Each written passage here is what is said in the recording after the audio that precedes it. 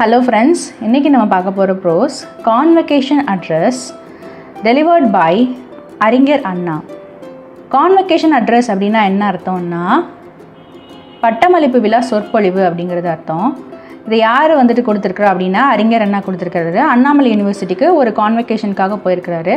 அங்க அவர் கொடுத்த சொற்பொழிவு தான் ஒரு சின்ன குறிப்பா இந்த லெசன்ல கொடுத்திருக்காங்க. Read an excerpt from the famous address made by the great leader Aringer Anna at the Annadurai University, Tamil Nadu on November 18, 1967 on the occasion of Convocation. நீங்கள் இந்த சிறு பகுதியை வந்துட்டு படித்து தெரிஞ்சுக்கோங்க அப்படிங்கிறாங்க. இந்த சிறு பகுதி எதை பற்றினா அறிஞர் அண்ணா கொடுத்த ஒரு சொற்பொழிவு பற்றி. அவர் யாருன்னா ஒரு கிரேட் லீடர். அவர் வந்துட்டு அண்ணாமலை யூனிவர்சிட்டிக்கு போயிருக்கிறாரு. எப்போனா நவம்பர் 18க்கு 1967 ஒரு கான்வகேஷன் ஃபங்க்ஷனுக்கு இவர் கூப்பிட்ருக்காங்க. அவர் அங்கே என்ன பேசினார் அப்படிங்கிறத அந்த லெசன் பூரா சொல்லுவாங்க. Thankful as I am for the unique honor conferred on me by this institution. Conferred அப்படின்னா என்ன அர்த்தம்னா அளிக்கப்பட்ட. ஸோ எனக்கு இந்த இன்ஸ்டியூஷன் மூலமாக என்னை நீங்கள் வந்துட்டு கூப்பிட்ருக்கீங்க. எதுக்காகனா எனக்கு நீங்கள் கான்வகேஷன் ஸ்பீச் பண்ண சொல்லி நீங்கள் எனக்கு கூப்பிட்ருக்கீங்க. அது எனக்கு எப்படிப்பட்டனா ரொம்ப பெருமையாக இருக்குது. அதாவது எனக்கு நீங்கள் கௌரவம் அளிக்கிற மாதிரி இருக்குது. இந்த கௌரவம் எனக்கு அளித்ததுக்கு நன்றின்னு சொல்கிறார். அதாவது இந்த இன்ஸ்டியூஷன் கூப்பிட்டு எனக்கு கௌரவித்ததுக்காக நன்றி அப்படிங்கிறாரு. I stand before this August assembly today to deliver the convocation address. நான் இந்த ஆகஸ்ட் அசம்பிளியில் உங்கள் எல்லாருக்கும் முன்னாடி நிற்கிறேன். எதற்காகனா உங்களுக்காக நான் கான்வகேஷன் அட்ரஸ் கொடுக்கறதுக்கு. அப்படின்னா அந்த பட்டமளிப்பு விழா சொற்பொழிவு ஆற்றுறதுக்காக நான் நிற்கிறேன் அப்படிங்கிறாரு. Further, it is a pleasure to be present on the happy occasion of greeting the graduates of the year and wishing them all a bright and a prosperous future. It is not an easy task to place appropriate guidelines before them. நான் வந்துட்டு ரொம்ப சந்தோஷப்படுறேன். ஏன்னா இங்கே இருக்கேன். இங்கேருந்து உங்களுக்கு இந்த ஒரு நல்ல ஒரு சந்தோஷமான நிகழ்வில் நான் கலந்துக்கிறேன். அதே மாதிரி இந்த வருஷம்லாம் யாரெல்லாம் பட்டம் பெற்றிருக்கிறீங்களோ அவங்க எல்லாத்துக்குமே நான் வந்துட்டு கங்க்ராச்சுலேஷன் சொல்கிறேன். உங்களோட வாழ்க்கை வந்துட்டு நல்ல வெளிச்சமாகவும் ப்ராஸ்பரஸ்னால் வந்துட்டு எப்படி சொல்கிறது, எல்லா வளங்களும் சேர்ந்து உங்கள் வாழ்க்கை இருக்கணும், உங்கள் ஃப்யூச்சர் இருக்கணும்னு நான் உங்களுக்கு விஷ் பண்ணுறேன். ஆனால் உங்கள் எல்லாருக்கும் முன்னாடியும் ஒரு அப்ராப்ரியேட் கைட்லைன்ஸ் கொடுக்குறது வந்துட்டு ஈஸி இல்லை அப்படின்னு சொல்கிறாரு. ஏன்னா வந்துட்டு சொற்பொழிவு ஆற்றணும் கான்வகேஷன்னா ஆல்ரெடி அறிவில் தேர்ந்தவர்களாக நிறையா இருப்பாங்க. ஸோ அவங்களுக்கு ஒரு கைட்லைன்ஸ் கொடுக்குறது வந்துட்டு ஈஸி இல்லை அப்படிங்கிறாரு. The fact that I'm conscious of my own limitation gives me a sense of relief. So இவர் என்ன பண்ணுறாருனா என்னோட லிமிட்டேஷன் அப்படின்னு அர்த்தம்னா அதாவது ஒரு லிமிட்டுன்னு சொல்லுவாங்கள்ல, இந்த அளவு தான் வந்துட்டு அளவு. லிமிட்டேஷன்னா அளவு. ஸோ என்னோட அளவு எது அப்படிங்கிறது எனக்கு நல்லாவே தெரியும். அது சொல்கிறது வந்துட்டு அது வந்துட்டு எனக்கு ஒரு ரிலீஃபை கொடுக்குது அப்படிங்கிறார். ஸோ இவர் வேறு எங்கேயாவது போனான்னா நிறைய விஷயங்களை நம்ம கோட் பண்ணி சொல்ல வேண்டியிருக்கும். ஆனால் இந்த மாதிரி அக்கேஷனுக்கு வரப்போ என்னோட அளவு எது அப்படிங்கிறது எனக்கு நல்லாவே தெரியும். அது எனக்கு ஒரு சந்தோஷத்தை கொடுக்குது அப்படிங்கிறாரு. For I shall not attempt to offer original ideas or theories with a special stamp. So இவர் என்ன சொல்கிறாருன்னா நான் வந்துட்டு ஒரு ஸ்பெஷல் ஸ்டாம்ப்னா முக்கியமான சில ஒரிஜினல் ஐடியாஸையோ இல்லை தியரிஸையோ உங்களுக்கு சொல்ல போகிறது இல்லை அப்படிங்கிறாரு. But only reiterate some of the cardinal principle enunciated by those who offered their advice in past year. ஆனால் நான் உங்களுக்கு எதை பற்றி அறிவுறுத்த போகிறேன் அப்படின்னா, இல்லை ரைட்ரேட் அப்படின்னா என்ன அர்த்தம்னா அறிவுறுத்துறது, கார்டினல் அப்படின்னா முக்கியமான, எனன்ஷியேட்டட் அப்படின்னா என்ன அர்த்தம்னா துல்லியமாகவும் தெளிவாகவும் சொல்கிறது. ஸோ நான் எதை பற்றி உங்களுக்கு அறிவுறுத்த போகிறேன், முக்கியமான சில பிரின்சிபலை உங்களுக்கு நான் அறிவுறுத்த போகிறேன். அது வந்துட்டு துல்லியமாகவும் தெளிவாகவும் இருக்கும். அது ஆல்ரெடி வந்துட்டு பல வருஷங்களுக்கு முன்னாடி, அதாவது பாஸ்ட் இயர்ஸ் கடந்த வருடங்கள் எல்லாமே வந்துட்டு கொடுக்கப்பட்ட ஒரு அட்வைஸ் தான் அப்படிங்கிறாரு. Perhaps with annotation here and தேர். ஆனால் அங்கங்கே நான் என்ன சேர்த்துப்பேன், சில குறிப்புகள் வந்துட்டு சேர்த்துப்பேன் அப்படிங்கிறாரு. இதுக்கு முன்னாடி கொடுத்த நிறைய பாஸ்ட் இயர்ஸில் கொடுத்த அட்வைஸ் தான், ஆனாலுமே சில குறிப்புகளை அங்கங்கே நான் சேர்த்துப்பேன் அப்படிங்கிறாரு. Bringing to bear the layman's point of view to the finding of experts in various fields connected with education. So அவர் என்ன சொல்கிறாருன்னா இங்கே நான் என்ன மாதிரியான சொற்பொழிவு எடுத்துகிட்டு வந்திருக்கேன் அப்படின்னா, லேமேன்ஸ் அப்படின்னா ரொம்ப காமனான லாங்குவேஜ் பேசுகிற ஒரு காமன் லாங்குவேஜ், எல்லாராலையும் புரிந்து கொள்ளக்கூடிய மொழியை பேசுகிறது தான் லேமன்ஸ்னு சொல்லுவாங்க. ஸோ அந்த காமன் லாங்குவேஜ் நான் உங்களுக்கு டெலிவர் பண்ண போகிற ஸ்பீச் எப்படின்னா ஒரு காமன் லாங்குவேஜில் இருக்கும், எல்லாரையும் புரிஞ்சு கொள்ள முடிய ஒரு ஸ்பீச்சாக தான் இருக்கும்.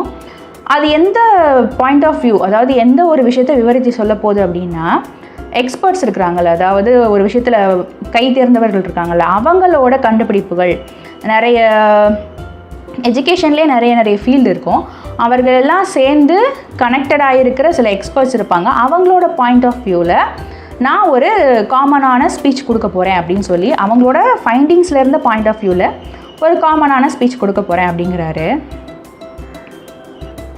This is the age of the common man, whatever the regrets some might have, and it is his point of view that matters most, and I do claim to represent him in all his ruggedness. So இவர் என்ன சொல்கிறாருன்னா, இந்த காலம் எப்படிப்பட்டதுன்னா சாதாரண மக்களுக்குரிய காலம் அப்படிங்கிறாரு. நமக்கு நிறைய ரெக்ரெட்ஸ் அப்படின்னா வந்துட்டு ஒரு விஷயத்தை நம்ம பண்ணியிருக்கக்கூடாதுன்னு நினைப்போம்ல, செஞ்சுருக்கக்கூடாது அப்படின்னு நினைப்போம். அது நம்ம லைஃப்பில் வந்துட்டு நிறையா இருக்கும், இந்த விஷயங்கள் நம்ம பண்ணியிருக்கக்கூடாது அப்படிங்கிறது நிறையா இருந்தாலுமே கூட நம்மளோட பாயிண்ட் ஆஃப் வியூ தான் ரொம்ப முக்கியம். அதாவது ஒரு விஷயத்தை நம்ம எப்படி பார்க்குறோம் அப்படிங்கிறது தான் ரொம்ப முக்கியம். ஸோ இங்கே நான் இங்கே உங்களுக்கு வந்துட்டு என்ன பண்ண வந்திருக்கேன் அப்படின்னா, I do claim to represent him in all his ruggedness. So அவர் என்ன பண்ணுறாரு, அதே மாதிரியான விஷயங்களை வந்துட்டு நான் உங்களுக்கு ரெப்ரசன்ட் பண்ணுறதுக்காக நான் வந்திருக்கேன். அதாவது ஒரு காமன் மேனாக உங்களுக்கு நான் ரெப்ரசன்ட் பண்ண வந்திருக்கேன். இங்கே ரகட்னஸ் அப்படின்னா என்ன சொல்லுவாங்கன்னா, ரகட்னா கொஞ்சம் கொடூரமான அப்படின்னு சொல்லுவாங்க. ஸோ இந்த மாதிரியான ஒரு காமன் மேனை பற்றி ரெப்ரசன்ட் பண்ணுறதுக்காகவும் அவங்க லைஃப்பில் நடக்கிற ஹார்ட்ஷிப்ஸை பற்றியும் நான் அவங்களுக்கு அட்ரஸ் பண்ணுறதுக்காக வந்திருக்கேன் அப்படின்னு சொல்கிறார். I do claim to represent him in all his ruggedness. ஒரு காமன் மனிதனாக நான் அவங்களோட கஷ்டங்கள்லையும் அவங்களோட பாயிண்ட் ஆஃப் வியூவையும் பற்றி எக்ஸ்பிளைன் பண்ணுறதுக்காக வந்திருக்கேன் அப்படிங்கிறாரு. Systems and school of thoughts, whatever it is in philosophy or politics, ethics or economics, are certainly meant for him. So இங்கே என்ன சொல்கிறாருன்னா, சிஸ்டம்ஸ் அப்படின்னா சில ஸ்கூல் சிஸ்டம்ஸ் இருக்குது. ஸ்கூல் ஆஃப் தாட்ஸ்னால் ஒவ்வொரு மொழிக்கல்வின்னு சொல்லுவாங்கள்ல. இப்போது ஸ்கூல் ஆஃப் தாட்ஸ்னால் இப்போ நம்ம அதில் எங்கன்னா சான்ஸ்கிரிட்டில் ஸ்கூல் ஆஃப் தாட்ஸ் நிறையா பார்க்கலாம். இப்போ நம்ம எடுத்துக்கலாம் ஐசிஎஸ்சி ஒரு சிலபஸ், ஐசிஎஸ்சிஐ ஒரு சிலபஸ்ஸு, அதுக்கப்புறம் வேறு என்ன ஸ்டேட் போர்டு ஒரு சிலபஸ்ஸு, சென்ட்ரல் போர்டு ஒரு சிலபஸ்ஸு, அப்படியே எடுத்துக்கலாம். ஸோ இதில் வந்துட்டு நிறைய ஸ்கூல்ஸ் ஆஃப் தாட்ஸ் இருக்குது, சிஸ்டம்ஸ் இருக்குது. அது வந்துட்டு எதுவாக இருக்கட்டும், ஃபிலாசபியாக இருக்கட்டும், பாலிடிக்ஸாக இருக்கட்டும், எத்திக்ஸாக இருக்கட்டும், இல்லை எக்கானமிக்ஸாக இருக்கட்டும் அப்படின்னு சொல்கிறாரு. ஃபிலாசபி அப்படின்னா என்னென்னா தத்துவம், அரசியல், எத்திக்ஸ்னால் என்ன அர்த்தம்னா தர்மம், எக்கானமிக்ஸ்னால் பொருளாதாரம். ஸோ இது எல்லாமே வந்துட்டு ஒரு காமன் மேனுக்கு வந்துட்டு இருக்கும். Are certainly meant for him. அதாவது ஒரு காமன் மேனுக்கு அது எல்லாமே வந்துட்டு பொருந்த தான் செய்யும். யூனிவர்சிட்டிஸ் அஸ் த ரெப்போசிட்டோரிஸ் அப்படின்னா என்ன அர்த்தம்னா களஞ்சியங்கள். ரெப்போசிட்டரிஸ்ன்னு சொல்லலாம். ஸோ ரெப்போசிட்டரிஸ் அப்படின்னா என்னென்னா களஞ்சியங்கள். ஸோ யூனிவர்சிட்டிங்கிறது வந்துட்டு ஒரு களஞ்சியம். எதை சுமந்துக்கிட்டு இருக்க களஞ்சியம்னா நாலேஜ், அறிவை சுமந்துட்டு இருக்க களஞ்சியம் எதுனா யூனிவர்சிட்டி. அந்த nursing ground of emissaries of thoughts. இதில் எமிசரிஸ் அப்படின்னா என்ன அர்த்தம்னா தூதுவர்கள். நர்சிங் கிரவுண்ட் அப்படின்னா என்ன அர்த்தம்னா, இப்போ ஜென்ரலாக ஒரு குழந்தைக்கு வந்துட்டு நர்சிங் அப்படின்னு சொல்லி வைப்பாங்க, நர்சரி ஸ்கூல் அப்படின்னு சொல்லுவாங்க. ஸோ அது எதுக்காகனா அங்கே இருக்கிற பழக்க வழக்கங்களை கற்றுக்கிறதுக்காக அந்த நர்சிங் பேக்ரவுண்ட் வந்துட்டு அவங்களுக்கு தேவைப்படும். அதே மாதிரி யூனிவர்சிட்டியில் இருக்கிற நர்சிங் கிரவுண்ட் எதுக்காகனா தாட்ஸ், ஒரு நல்ல எண்ணங்களின் தூதுவர்களை உருவாக்குறதுக்கான ஒரு நர்சிங் கிரவுண்டு தான் அப்படின்னு சொல்கிறாங்க. அது மட்டும் இல்லை, தாட்ஸ் மட்டும் இல்லை, சிந்தனை மட்டும் இல்லை, விஸ்டம்னா அறிவு, அண்ட் சர்வீஸ்னால் வந்துட்டு சேவை. இது எல்லாத்துக்குமே வந்துட்டு யூனிவர்சிட்டி கற்றுக் கொடுக்குது அப்படிங்கிறாங்க. have got a prominent role to play and the prominence is growing every day. So அவங்களுக்கு என்ன இருக்குன்னா ஒரு முக்கியமான ஒரு பங்கு வகிப்பாங்க. அவங்க சொசைட்டியில் ஒரு முக்கியமான பங்கு வகிப்பாங்க. அதே மாதிரி டெய்லி அவங்க என்ன பண்ணுவாங்கன்னா வளர்ந்துக்கிட்டே போடுவாங்க. As more and more individuals get themselves equipped for the task of bettering society in all its stages. So இந்த மாதிரி நிறைய இண்டிவிஜுவல்ஸ், அதாவது இண்டிவிஜுவல்னால் ஒவ்வொருத்தவங்களாக இருப்பாங்களா, அவங்க தான் இண்டிவிஜுவல்ஸ்னு சொல்லுவாங்க. ஸோ இந்த மாதிரி நிறைய பேர் படிச்சுட்டே இருப்பாங்க. இவங்கெல்லாம் எதுக்காக தயாரிக்கப்படுறாங்க அப்படின்னா இந்த சமுதாயத்தை நாளைக்கு ஒரு நல்ல விஷயமாக மாற்றுறதுக்கு, பெட்டரிங் சொசைட்டி அப்படின்னா நம்ம சமுதாயத்தை நம்ம வளர்க்குறதுக்காக தான் இந்த மாதிரி யூனிவர்சிட்டியில் படித்து நம்ம எக்யூப் பண்ணிக்கிறோம் அப்படிங்கிறாரு. இன் ஆல் இட்ஸ் ஏஜஸ், அதாவது எல்லா காலமும் வந்துட்டு நம்ம கல்வி கற்கிறோம் எதுக்காகனா சமுதாயத்திற்கு நம்ம சேவை செய்கிறதுக்காக அப்படிங்கிற மாதிரி சொல்கிறாரு. We have eschewed monarchy and autocracy and have inaugurated the era of democracy. இதில் eschewed அப்படின்னா என்ன அர்த்தம்னா தவிர்க்கப்பட்ட. eschewed monarchy அப்படின்னா மொனார்க்கினா ஒரே ஒருத்தவர் ஆள்றது. இப்போ நம்மளோட ரூல்ஸ் படி அந்த மாதிரி மொனார்க்கி இல்லை, நம்மலாம் டெமோக்ரஸியில் தான் வாழ்ந்துட்டுருக்கோம். ஸோ நம்ம எதை தவிர்த்தோம் அப்படின்னா மொனார்க்கியும் அண்ட் ஆட்டோக்ரஸியும் தவிர்த்தோம். ரெண்டுமே வந்துட்டு ஆட்டோக்ரஸியும் ஒருத்தவங்களோட சர்வாதிகாரத்தில் வாழ்கிறது தான், மொனார்க்கியும் வந்துட்டு ஒரே ஒருத்தர் வந்துட்டு எல்லாரையும் ஆட்சி செய்வாங்க. ஸோ இப்போ நம்ம அப்படி கிடையாது, அதெல்லாம் தவிர்த்துட்டு இப்போ நம்ம எதுக்கு மாறிட்டோம்னா டெமோக்ரஸிக்கு மாறிட்டோம். அதாவது எல்லாருமே வந்துட்டு சுதந்திரமாக வாழ்கிறதுக்கு நமக்கு ஒரு நேஷன் நமக்கு அமைஞ்சிருக்கு. ஸோ மொனார்க்கி ஆட்டோக்ரஸி ரெண்டுமே இல்லாமல் இப்போ நம்ம எந்த ஒரு காலத்தில் வாழ்ந்துட்டுருக்கோம்னா டெமோக்ரஸியில் வாழ்ந்துட்டுருக்கோம். During the monarchical or feudal days, universities had to train scholars and poets to adorn the chamber of royalty or the glided mansions of lords and nobles, and their wisdom was meant for the mansion. Monarchical and feudal days. Feudal அப்படின்னா ஃபியூடல்னால் என்ன அர்த்தம்னா அந்த அரசு வச்சுருப்பாங்களே zamindari system தான் இந்த feudal சிஸ்டம்னு சொல்லுவாங்க. அவங்க தான் பெருசு, நிலம் இல்லாதவங்க வந்துட்டு சிறுசு அப்படிங்கிற ஒரு வேறுபாடு இருந்தது. அந்த டைம் தான் மொனார்க்கியல். அந்த காலத்தில் என்ன பண்ணுறாங்கன்னா யூனிவர்சிட்டிங்கிறது எதுக்காக இருந்துச்சுன்னா ஸ்காலர்ஸை ட்ரெயின் பண்ணுறது. எப்படிப்பட்ட ஸ்காலர்ஸ் அண்டு போயட்ஸ். ஸ்காலர்ஸ்னால் வந்துட்டு படிக்கிறவங்க தான் ஸ்காலர்ஸ்னு சொல்லுவாங்க, நல்லா அதிகமாக படித்தவங்க ஸ்காலர்ஸ். ஸோ அவங்கள எப்படி ட்ரெயின் பண்ணுறாங்க அப்படின்னா அடோன்னா என்ன அர்த்தம்னா ஒரு விஷயத்தை அலங்கரிக்கிறது. எதை அலங்கரிக்கிறது? ஒரு பொயட்டாக இருந்தாலும் சரி, ஒரு அறிவில் தேர்ந்த படித்தவங்களாக இருந்தாலும் சரி, பொயட்ஸ்னால் கவிஞர்கள், அவர்களும் வந்துட்டு எதற்காக வந்துட்டு படித்தாங்க அப்படின்னா அடோன்னா அலங்கரிக்கிறதுக்கு. எதை அலங்கரிக்கிறதுக்குன்னா ராயல்ட்டி, அதாவது ரொம்ப ராயலாக இருப்பாங்கல்ல ஜமீன்தார்ஸ் அவங்களாம் இருப்பாங்கல்ல, அவங்கள வந்துட்டு அலங்கரிக்கிறதுக்காக தான் அவங்களோட கவிதைகள் இல்லை அவங்களோட படிப்பு எல்லாம் யூஸ் ஆச்சு. அப்படி இல்லைன்னா gilded mansions of lords and nobles. கிளைடர்னால் தங்கம், ஸோ தங்கம் முலாம் பூசிய மேன்ஷன்ஸ்னால் அந்த வீடு. ஸோ அவங்களோட இந்த லார்ட்ஸ் அண்ட் நோபிள்ஸ் இருக்கிறாங்கல்ல அவங்களுக்கு தான் அது வந்துட்டு பயன்பட்டுச்சே தவிர்த்து மற்றவங்களுக்கு வேறு யாரும் பெருசாக பயன்படலை அப்படின்னு சொல்கிறாரு. And their wisdom was meant for the mansion. So அந்த மாதிரி ஒரு கோபுரங்களுக்கு தான் அவங்களோட அறிவெல்லாம் அவங்க கொடுத்தாங்க, நாட் ஃபார் த மார்க்கெட் பிளேஸ்னால் காமன் பீப்புள். ஸோ அந்த அறிவு வந்துட்டு கோபுரத்துக்கு தான் யூஸ் ஆச்சே தவிர்த்து காமனருக்கு யூஸ் ஆகலை அப்படிங்கிறாங்க. அவங்க படித்தாங்க. இப்போனா மொனார்க்கி அண்ட் ஃபியூடல் டேஸில் வந்துட்டு நிறைய பேர் படித்தாங்க. அந்த பொயட்ஸோ சரி ஸ்காலர்ஸோ சரி அவங்களோட அறிவு வந்துட்டு மேன்ஷனுக்கு தான் யூஸ் ஆச்சே தவிர்த்து மார்க்கெட் பிளேஸில் இருக்கிறவங்களுக்கு யூஸ் ஆகலை, காமன் பீப்புளுக்கு யூஸ் ஆகலை அப்படிங்கிறாரு. Those were days when numbers did not count, nor were eminent scholars asked to face the problems confronting the masses. So அந்த டைமில் வந்துட்டு பெருசாக நம்பர்ஸ் டிட் நாட் கவுண்ட்னா எத்தனை பேர் படிச்சிருக்கிறாங்க அப்படிங்கிற ஒரு நம்பர்ஸ் வந்துட்டு யாருமே கவுண்ட் பண்ணதில்லை. அதே மாதிரி எமினன்ட் ஸ்காலர்ஸ், நல்ல ஒரு அறிவில் சிறந்த ஸ்காலர்ஸ்லாம் வந்துட்டு என்ன மாதிரியான ப்ராப்ளம்ஸ் ஃபேஸ் பண்ணலை அப்படின்னு சொல்லினா கன்ஃப்ரண்டிங் த மாசஸ், அதாவது மாசஸ்னால் நிறைய மக்கள், அவங்க முன்னாடி நிற்கிற ஒரு ப்ராப்ளம் அவங்களுக்கு வரலை. ஏன்னா அவங்களோட ப்ராப்ளம்ஸை ஃபேஸ் பண்ணுறதுக்கோ அவங்களோட ப்ராப்ளம்ஸ் என்னன்னு தெரிஞ்சுக்கிறதுக்கோ அவங்க முற்படலை அப்படின்னு சொல்கிறாரு. அந்த காலத்தில் இருந்த scholars they were content to work in secluded ஸ்பியர்னால் ஒதுக்கப்பட்ட ஒரு வட்டத்துக்குள்ளேயே தான் அவங்க என்ன பண்ணுறாங்க, வேலை பார்த்துட்டு இருந்தாங்க. அந்த ஒதுக்கப்பட்ட வட்டம் என்னென்னா மாட மாளிகையில் இருக்கிறவங்களுக்கு அவங்க அறிவு பொயட் வந்துட்டு கவிதை சொல்கிறதா இருக்கட்டும், பரிசில் பெறதா இருக்கட்டும், அது எல்லாமே வந்துட்டு அவங்களுக்கு தான் யூஸ் ஆச்சுன்னு சொல்கிறாரு. For from the din and noise of the common man.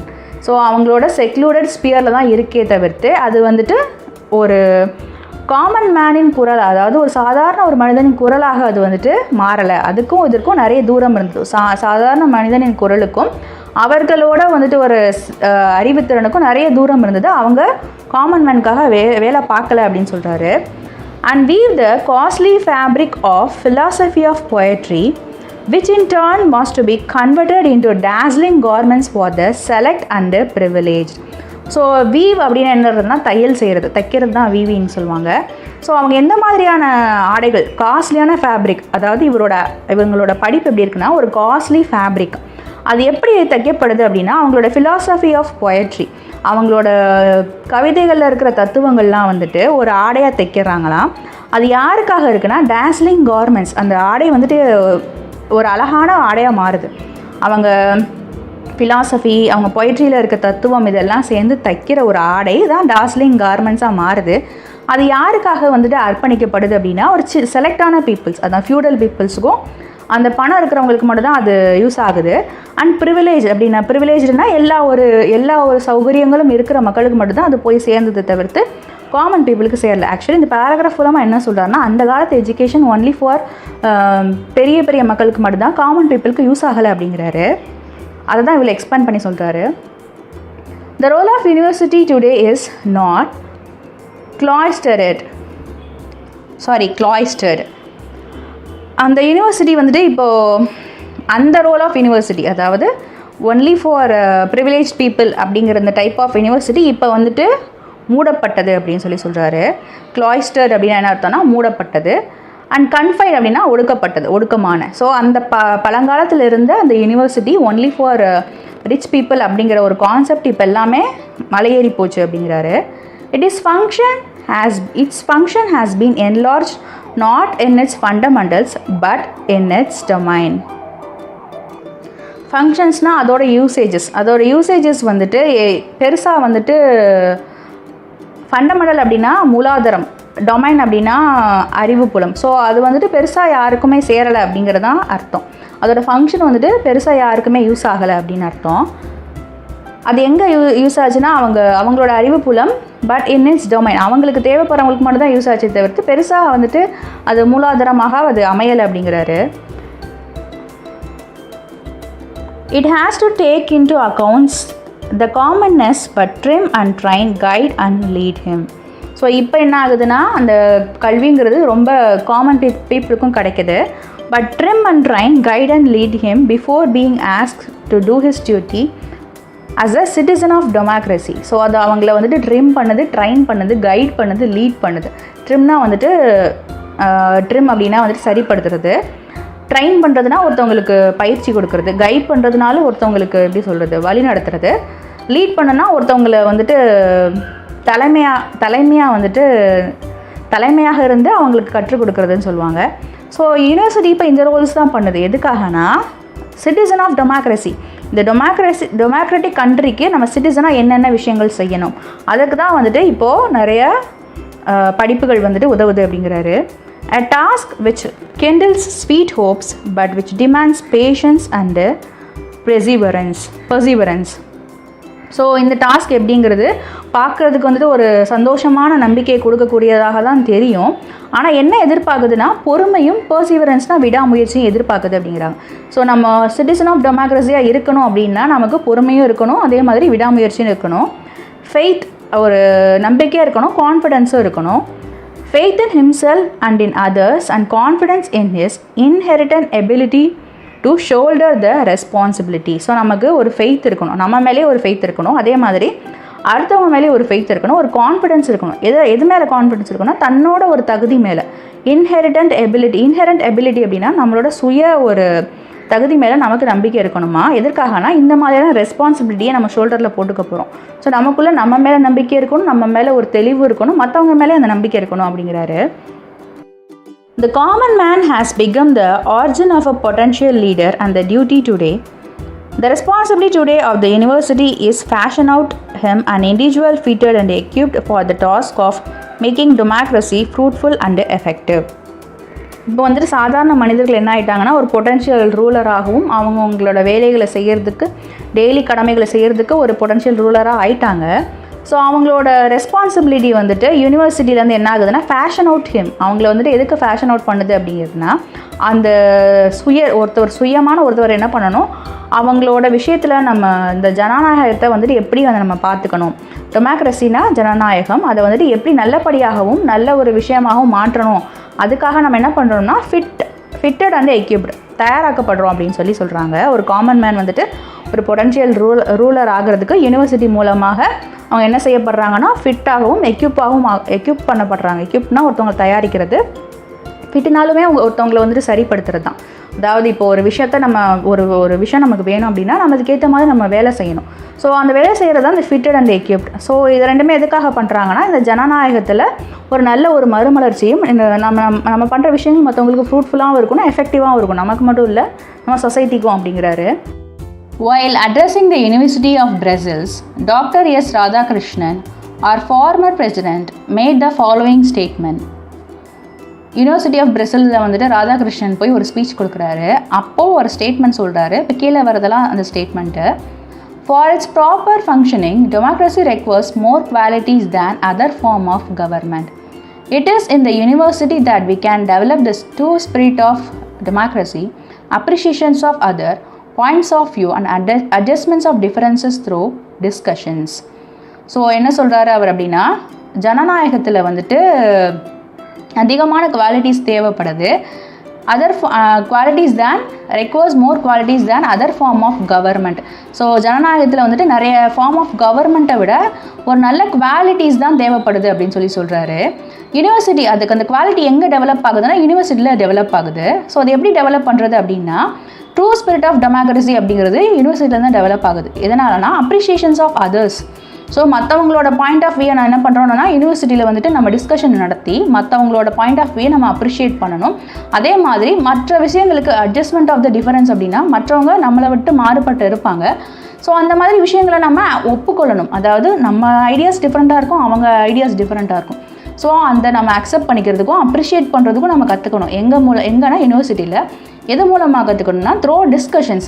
மற்றவங்க உட்காந்து இந்த மாதிரி இருக்குது, நம்ம டெமோக்ராட்டிக் கண்ட்ரி இப்படி இருக்குது, ஸோ இந்த மாதிரி நிறைய டிஸ்கஷன்ஸ் மூலமாக தான் நம்ம கற்றுக்க முடியும் அப்படிங்கிறாரு. It can be kept healthy and strong by the exercise of individual responsibility and judgment. So நம்ம ஒரு கான்வர்சேஷன் மேக் பண்ணுறோம் அப்படின்னா, இப்போ நம்ம ஒரு டிஸ்கஷன் வைக்கிறோம் அப்படின்னா அது ரொம்ப ஹெல்த்தியாகவும் இருக்கணும், ஸ்ட்ராங்காகவும் இருக்கணும். எதுக்காகனா இந்த மாதிரி பண்ணுறது எதற்காகனா exercise of individual responsibility and judgement. இது வந்துட்டு இந்த டிஸ்கஷன் எதுக்காக ஹெல்ப் பண்ணுதுன்னா, ஒரு தனி மனித ரெஸ்பான்சிபிலிட்டி, நம்மளோட ஒரு மனுஷனுக்குரிய ரெஸ்பான்சிபிலிட்டியும், ஜட்ஜ்மெண்ட்னா மற்றவங்கள அவன் எப்படி பார்க்குறான் அப்படின்ற ஜட்ஜ்மெண்ட்டையும் இந்த மாதிரி டிஸ்கஷன் வைக்கிறது மூலமாக நம்ம என்ன பண்ணலாம், தெரிஞ்சுக்கலாம் அப்படிங்கிறாரு. In universities, we have to recall the struggles of past and realize the perils and possibilities, the challenges and opportunities of the present. So அவர் என்ன பண்ணுறாங்கன்னா, யூனிவர்சிட்டியில் நம்ம என்ன பண்ணணும், எதை பற்றி யோசிச்சு பார்க்கணுன்னா, நம்ம முன்னாடி வந்துட்டு எவ்வளோ கஷ்டப்பட்டாங்க, பாஸ்ட்டில் வந்துட்டு எப்படி கஷ்டப்பட்டாங்கன்றதை நம்ம ரியலைஸ் பண்ணணும், ரீகால் பண்ணி பார்க்கணும். எதை பற்றி ரியலைஸ் பண்ணணும்னா, ஒரு பாசிபிலிட்டிஸில் எவ்வளோ நெருக்கடி இருக்குது. இப்போ ஒருத்தவங்க படிக்க போகிறாங்கன்னா அது ஒரு பாசிபிலிட்டிஸ், அதில் எவ்வளோ நெருக்கடி இருக்குது அப்படிங்கிறத நம்ம ரியலைஸ் பண்ணணும். அதே மாதிரி சேலஞ்சஸஸ், படிக்கணுன்னா நிறைய சேலஞ்சஸ் வரும். சில நேரம் படிக்க முடியாமல் போகும். ஒரு லேடிஸாக இருந்தாங்கன்னா சில டைமில் வந்து காலேஜ் படிக்கிறவங்களாம் அவங்களுக்கு சில பேருக்கு மேரேஜ் ஆகிடும். ஸோ அதெல்லாம் ஒரு சேலஞ்சஸ் தான். ஸோ அதெல்லாம் ஃபேஸ் பண்ணுறாங்க. அண்ட் ஆப்பர்ச்சுனிட்டிஸ், அவங்க கிடைக்கிற வாய்ப்புகள், இது எல்லாமே பாஸ்டோடையும் நம்ம ப்ரெசென்ட்டோடையும் என்ன பண்ணணும்னா கம்பேர் பண்ணி பார்க்கணும் அப்படிங்கிறாரு. Of the present. So present டைமில் இருக்கிற அந்த ஆப்பர்ச்சுனிட்டிஸ், சேலஞ்சஸை வந்துட்டு நம்ம பாஸ்ட் டைமில் நம்ம என்னென்ன ஸ்ட்ரகிள்ஸ் போட்டோம், இப்போ என்னென்ன நமக்கு பெனிஃபிட்ஸ் கிடச்சிருக்கு அப்படிங்கிறத நம்ம என்ன பண்ணணும்னா ரியலைஸ் பண்ணணும் அப்படிங்கிறாரு. Graduates of the year, I wish you all a prosperous future. இந்த வருஷத்தில் பட்டம் பெற்ற எல்லாருக்குமே நான் என்ன சொல்கிறேன்னா, எல்லாரும் உங்களோட வாழ்க்கை வந்துட்டு நல்லபடியாக இருக்கணும்னு சொல்கிறேன் அப்படிங்கிறாரு. For after all, the immediate concern of every individual, graduate or no graduate, it is to acquire the means for a decent living. நம்ம என்ன தான் வந்துட்டு படித்தவங்களாக இருந்தாலும் படிக்காதவங்களாக இருந்தாலும் நம்ம மைண்டுக்குள்ளே வந்துட்டு இமீடியட்டாக நம்ம எதை பற்றி யோசிப்போம், ஒவ்வொரு மனுஷங்களும் எதை பற்றி யோசிப்போம்னா, நம்மளோட வாழ்க்கை வந்துட்டு டீசெண்டான ஒரு நார்மலான வாழ்க்கையை நம்ம வாழணும், டீசெண்டான லிவிங் நமக்கு தேவை அப்படிங்கிறத நம்ம யோசிப்போம். அதை நம்மளோட இமீடியட் கன்சர்ன், அதாவது டக்குன்னு நம்ம இதை பற்றி தான் யோசிப்போம். This is the first motivation for all human activity and no one can ignore it. So இந்த மாதிரியான கன்சர்ன் தான் ஒரு ஹியூமன் ஆக்டிவிட்டி, அதாவது மனுஷனுக்குரிய ஒரு ஆக்டிவிட்டியில் ஃபஸ்ட்டு மோட்டிவேஷன் அப்படின்னு சொல்கிறார். இதை நம்மளால் தவிர்க்க முடியாது. ஒரு டீசெண்டான லிவிங், நம்ம வாழ்க்கையில் ஒரு டீசெண்டாக நம்ம வாழ்க்கையை வாழணும் அப்படிங்கிறது தான் நம்மளோட ஃபஸ்ட்டு மோட்டிவேஷனாக இருக்குது. அதை நம்மளால் யாருனால என்ன பண்ண முடியாதுன்னா இக்னோர் பண்ணவும் முடியாது. But that ought not to be the sole objective.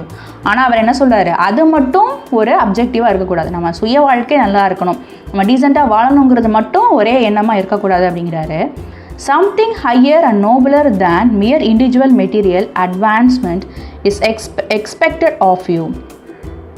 For remember that this university education is a privilege that you enjoy.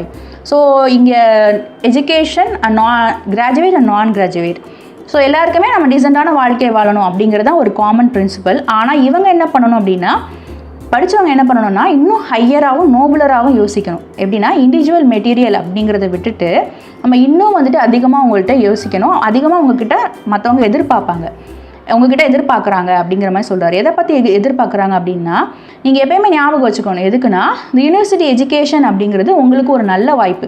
இதை நீங்கள் நல்லபடியாக பயன்படுத்திருக்கீங்க. நிறைய பேருக்கு இந்த வாய்ப்பு கிடைக்கல. ஸோ உங்ககிட்ட இந்த சொசைட்டிலேருந்து எதிர்பார்ப்புகள் அதிகமாக இருக்கும் அப்படிங்கிறாரு. For which you are deeply indebted to the communities of which you are a member. So indebted அப்படின்னா என்ன அர்த்தம்னா கடமைப்படுறது.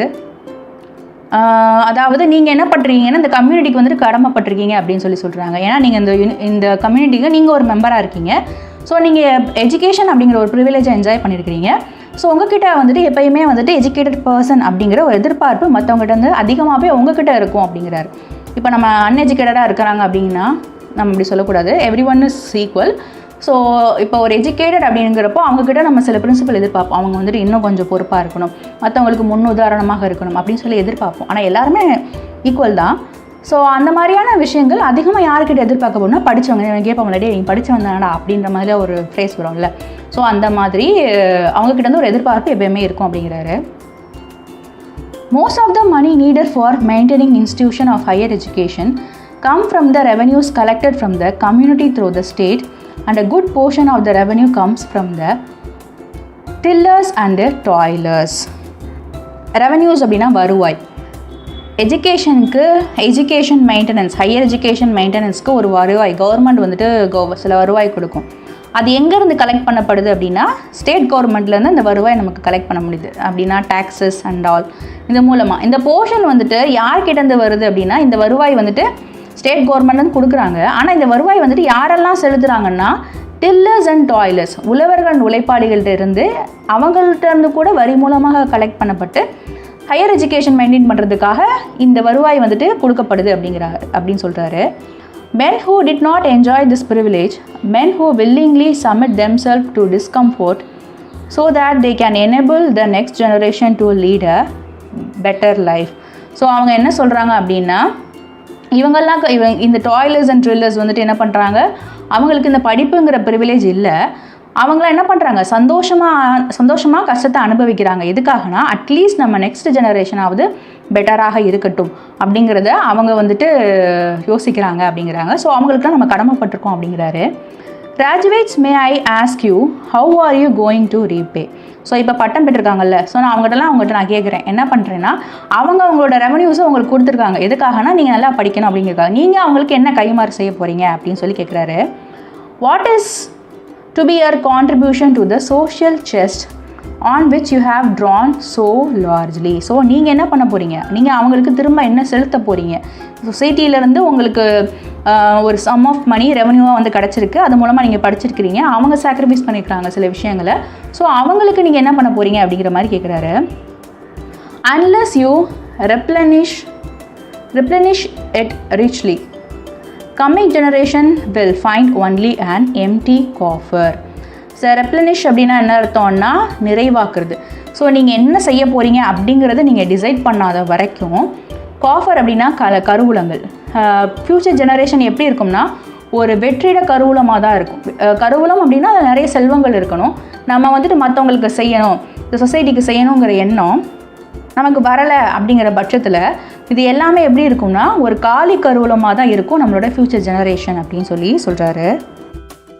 Your superior education increases your responsibility to society, and therefore, apart from or along with your own individual advancement, society has got a right to expect an adequate return from you. So இவங்களோட education, அதாவது இந்த மாதிரியான யூனிவர்சிட்டியில் படித்தவங்க எஜுகேஷன்லாம் superior education அப்படின்னு சொல்கிறாரு. So உங்களுக்கு ரெஸ்பான்சிபிலிட்டியை இன்னும் கூட தான் ஆக்கியிருக்கு அப்படிங்கிறாரு. எதுக்காகனா அந்த சொசைட்டியை நீங்கள் ரெஸ்பான்சிபிளாக வச்சுக்கணும், ரெஸ்பான்சிபிள் சிட்டிசன்ஸாக இருக்கணும் அப்படிங்கிறத இன்னும் உங்களை மிகைப்படுத்தியிருக்கு, அதிகமாக இருக்குது அப்படிங்கிறாரு.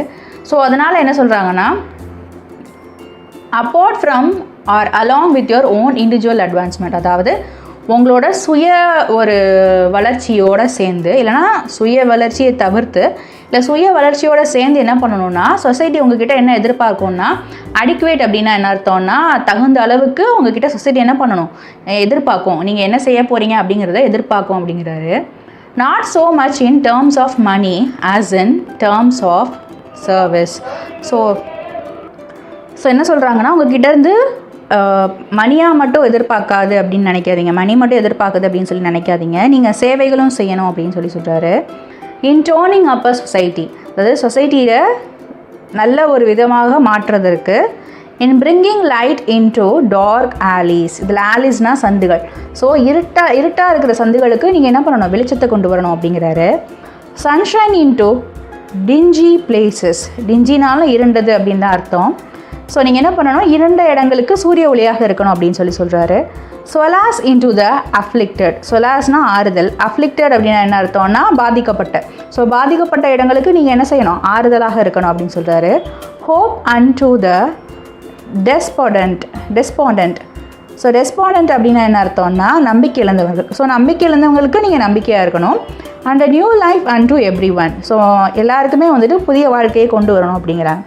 இப்போ ஒரு டீச்சராக எடுத்துக்கோங்க, டீச்சராக இருந்தாங்கன்னா அவங்க என்ன பண்ணணும் அப்படின்னா, உங்கள் ஸ்டூடெண்ட்ஸ்க்கு வந்துட்டு நல்ல மாரல்ஸை சொல்லிக் கொடுக்கணும், அதுதான் வந்துட்டு டீச்சரோட சர்வீஸாக இருக்கும். இப்போ டாக்டராக இருந்தாங்கன்னா அவங்க என்ன பண்ணணும் அப்படின்னா, மக்களுக்கு வந்துட்டு அதிக பணம் வசூலிக்காமல் நல்ல ஒரு மருத்துவத்தை அவங்க செய்யணும், அது அவங்களோட அட்வான்ஸ்மெண்ட்டாகவும் இருக்கணும், பப்ளிக் அட்வான்ஸ்மெண்ட்டாகவும் இருக்கணும். ஸோ அது ஒரு வகையான service.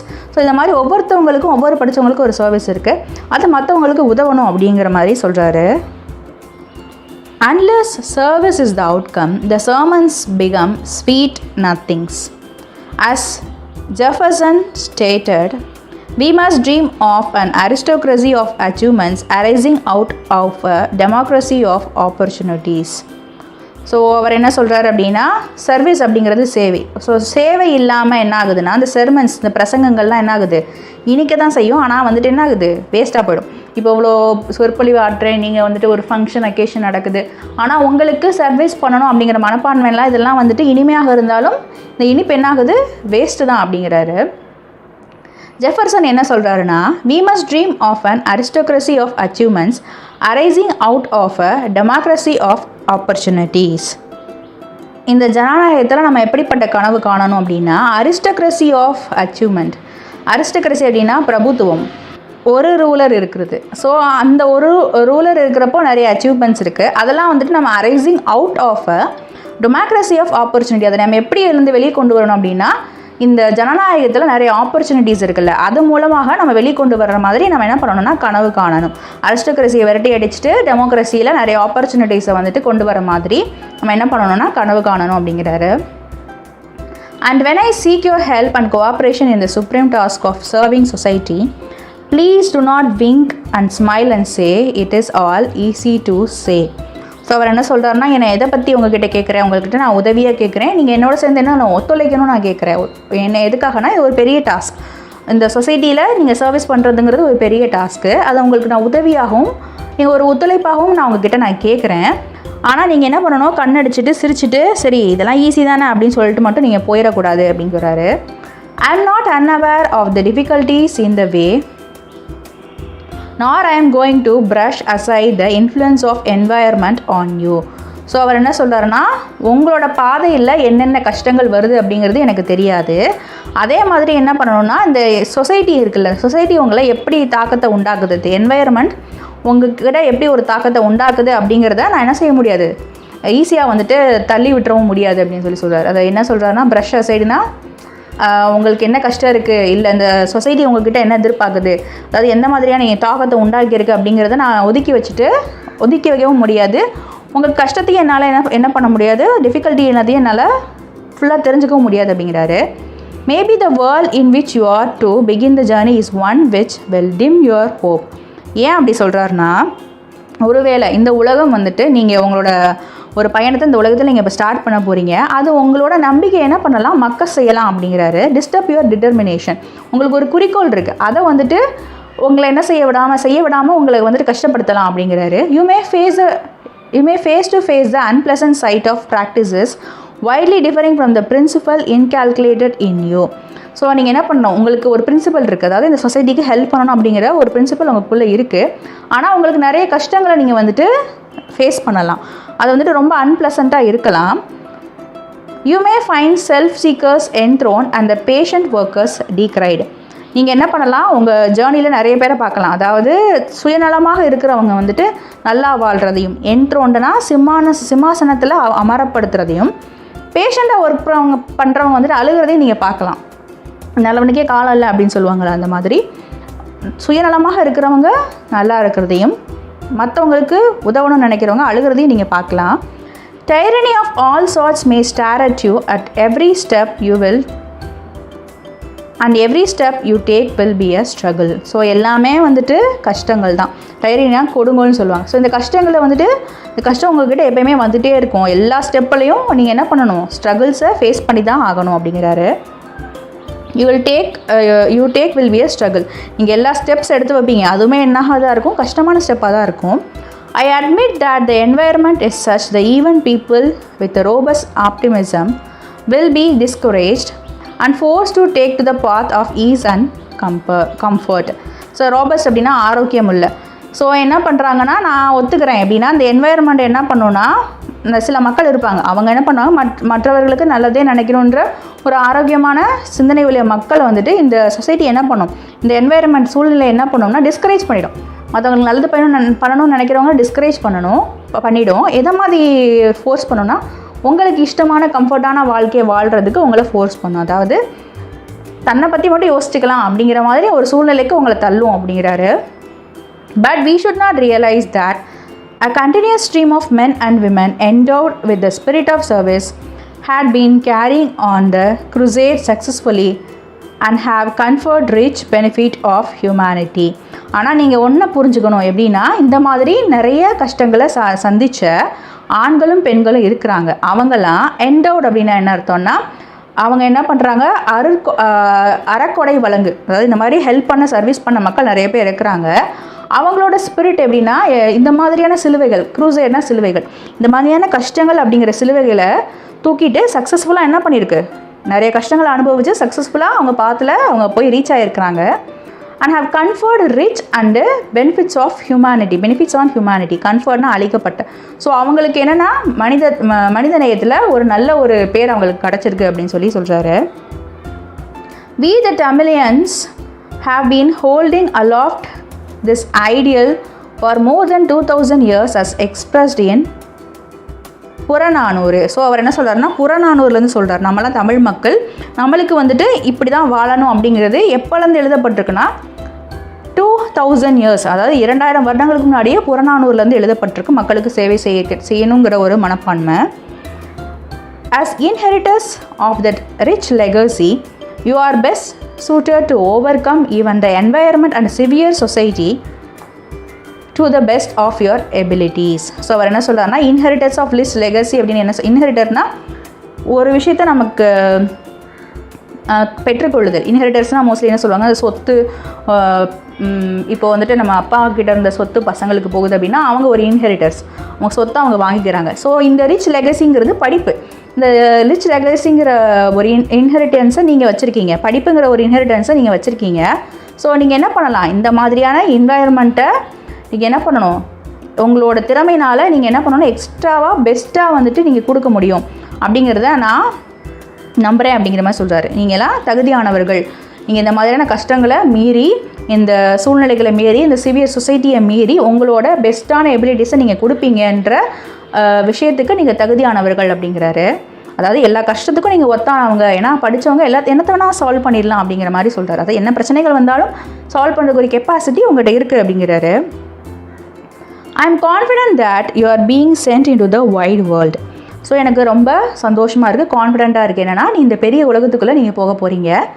With this objective you are bound to win, for you are adequately equipped with the spirit supplied by this great institution. So இந்த அப்ஜெக்டிவ்ஸோடு நீங்கள் என்ன பண்ண போகிறீங்க, ஜெயிக்கணும்னு ஒரு சொசைட்டிக்குள்ளே நீங்கள் போக போகிறீங்க. அது உங்களை எப்படி தயார்படுத்தியிருக்கு, உங்களோட ஆன்மாவை எப்படி தயார்படுத்தியிருக்குன்னா, இந்த மாதிரி கிரேட் இன்ஸ்டிடியூஷன் வந்துட்டு நல்ல விஷயங்களை உங்களுக்கு கொடுத்து உங்கள் ஆன்மாவை தயார்படுத்தியிருக்கு, எக்யூப் பண்ணியிருக்கு அப்படின்னு சொல்கிறாரு. ஸ்பிரிட்னா ஆன்மான்னு சொல்ல முடியாது, நம்மளோட வில் பவர்னு சொல்லலாம். May your life be the bright one. மறுபடியும் சொல்கிறாரு, உங்கள் வாழ்க்கை ஒளிமயமாக இருக்கட்டும் அப்படின்னு சொல்கிறாரு. And maybe its lustre brighten the entire land. Lustre அப்படின்னா பளபளப்பு. ஸோ உங்கள் வாழ்க்கை ஒளிமயமாக இருக்கட்டும். அதே மாதிரி இந்த ஹோல் லேண்டை என்ன பண்ணணும், உங்களோட லைஃப் வந்துட்டு எப்படி பிரைட்டாக இருக்கோ அதே மாதிரி இந்த முழு நேஷனும் எப்படி இருக்கணும்னா பிரைட்டாக இருக்கணும் அப்படின்னு சொல்கிறார். என்டையர் லேண்டுமே பிரைட்டாக இருக்கணும் அப்படிங்கிறாரு. Accept my congratulation and march onwards towards the land of smiles. So என்னோட வாழ்த்துக்களை நீங்கள் அக்செப்ட் பண்ணிக்கோங்க, பண்ணிவிட்டு முன்னேறி போங்க. எதை நோக்கி முன்னேறி போகுன்னா லேண்ட் ஆஃப் ஸ்மைல்ஸ். சிரிச்சுக்கிட்டே அந்த லேண்டை நீங்கள் வந்துட்டு பலபல பார்க்க போகிறீங்க, இந்த சொசைட்டியை நீங்கள் பலபல பார்க்க போகிறீங்களே, சிரிச்சுக்கிட்டே அந்த பாதையில் நடந்து போங்க அப்படின்னு சொல்கிறாரு. Author information. Doctor Kanchipuram Natarajan Annadurai 15 September 1909 to 3rd February 1969. So இவரோட ஃபுல் நேம் என்னென்னா டாக்டர் காஞ்சிபுரம் நடராஜன் அண்ணாதுரை. நமக்கு அண்ணாதுரைங்கிறது தெரியும், அறிஞர் அண்ணா அப்படிங்கிறதும் நமக்கு தெரியும். ஸோ அவரோட ஃபுல் நேம் இதுதான், டாக்டர் காஞ்சிபுரம் நடராஜன் அண்ணாதுரை. அவர் எப்போ பிறகுறாருனா 15 செப்டம்பர் 1909 பிறந்தார். இறக்குறது வந்துட்டு 3rd February 1969 இறந்துடுறாரு. அவர் எப்படி எல்லோரும் கூப்பிட்றாங்கன்னா, popularly called Arignar Anna was an Indian politician who served as the Chief Minister of Tamil Nadu 1967 to 69. So அவர் வந்துட்டு இந்தியன் பொலிட்டீஷியனாக இருக்கிறாரு. 2 வருஷம் சீஃப் மினிஸ்டராக இருந்திருக்கிறாரு. கரெக்டாக வந்துட்டு அவர் இறக்கிறதுக்கு அந்த 2 வருஷத்துக்கு முன்னாடி அவர் சீஃப் மினிஸ்டராக இருந்திருக்கிறாரு. He was a great orator and acclaimed writer in Tamil Nadu. Orator அப்படின்னா சொற்பொழிவாளர், பேச்சாளர்னு சொல்லலாம். ஸோ அவர் ஒரு நல்ல ஒரு பேச்சாளராக வந்திருக்கிறாரு. தமிழில் வந்துட்டு ஒரு நல்ல ரைட்டர் அவர். Jawaharlal Nehru hailed him as one of the greatest parliamentarian. Nehru என்ன சொல்லியிருக்காருன்னா, ஹெயில்டுனா போற்றுதல். அவர் என்ன சொல்லி பாராட்டியிருக்காரு அப்படின்னா, அவர் பார்லிமெண்ட்டில் ஒரு நல்ல ஒரு ஆள் அப்படின்னு சொல்லி நல்ல ஒரு மனுஷனாக இருந்திருக்காரு, நல்ல ஒரு கான்ட்ரிபியூஷன் கொடுத்துருக்காரு. அதை சொல்லி அவரை பாராட்டியிருக்காங்க. He has published several novels, short stories and plays which incorporate political and social theme. So அவர் நிறைய புத்தகங்கள் எழுதியிருக்கிறாரு, சிறுகதைகள் எழுதியிருக்கிறாரு, நிறைய நாடகங்கள் எழுதியிருக்காரு. ஸோ இது வந்துட்டு எதை பற்றினா பொலிட்டிக்கல் அண்ட் சோஷியல் தீமில் தான் இவர் பப்ளிஷ் பண்ண எல்லா ஒர்க்குமே இருந்திருக்கு. C.N. Annadurai was awarded the Chubb Fellowship at Yale University, the first non-American to receive this honor. So இவருக்கு என்ன ஒரு அவார்டு கொடுத்துருக்குன்னா, ஃபெல்லோஷிப் கொடுத்துருக்காங்க அப்படின்னா, ஏல் யூனிவர்சிட்டிலேருந்து இவருக்கு ஒரு ஃபெல்லோஷிப் கிடச்சிருக்கு. அது என்னென்னா எதுக்காகனா வந்துட்டு மோஸ்ட்லி ஃபெல்லோஷிப் வந்துட்டு படிக்கிறதுக்காக கொடுப்பாங்க. இவர் தான் வந்துட்டு அமெரிக்காவிலே நான் அமெரிக்கன், அதாவது அமெரிக்காவை சேர்ந்தவர்களுக்கு தான் அந்த அவார்டு கிடச்சிருக்கு. முதல் அமெரிக்காவை சேராத ஒருத்தருக்கு கிடச்சிருக்குன்னா அது இவர் தான். அது வந்துட்டு ஒரு கௌரவமான விஷயமா இருக்குது. இந்த same year he was awarded the honorary doctorate from Annamalai university. So அவருமே அந்த வருஷமே வந்துட்டு இவருக்கு என்ன கிடச்சிருக்குன்னா ஹானரி டாக்டரேட், டாக்டர் பட்டம் கொடுத்து கௌரவப்படுத்திருக்கிறாங்க. எங்கேருந்துன்னா அண்ணாமலை யூனிவர்சிட்டியிலேருந்து. Discussion section. இந்த செக்ஷன் மூலமாக நான் என்ன கற்றுக்கிட்டேன் அப்படின்னா, இது ஒரு சொற்பொழிவு தான். ஒரு காலேஜுக்கு கான்வகேஷனில் அவர் அண்ணாதுரை கொடுத்த ஒரு டாக்டர் காஞ்சிபுரம் நடராஜன் அண்ணாதுரை அவரோட ஃபுல் நேமு. அவர் கொடுத்த ஒரு சீஃப் மினிஸ்டர் இருந்திருக்கார். அவர் ஒரு பெரிய ஒரு ஆள் தான் நம்ம ஊரில். அவர் கொடுத்த ஒரு சொற்பொழிவு தான் இது உங்களுக்கு சொல்லியிருக்கிறாங்க. இது எதுக்காக உங்களுக்கு இந்த லெசனில் வச்சுருக்கலாம் அப்படின்னா, மேபி நீங்கள் வந்துட்டு ஃப்யூச்சரில் காலேஜுக்கு போவீங்க, எஜுகேஷன் பண்ணுவீங்க, ஆனாலும் நீங்கள் சொசைட்டிக்கு ஏதாவது தொன்று ஆற்றணும் அப்படிங்கிறதுக்காக இந்த மாதிரி லெசன்ஸ் உங்களுக்கு வச்சுருக்கலாம்.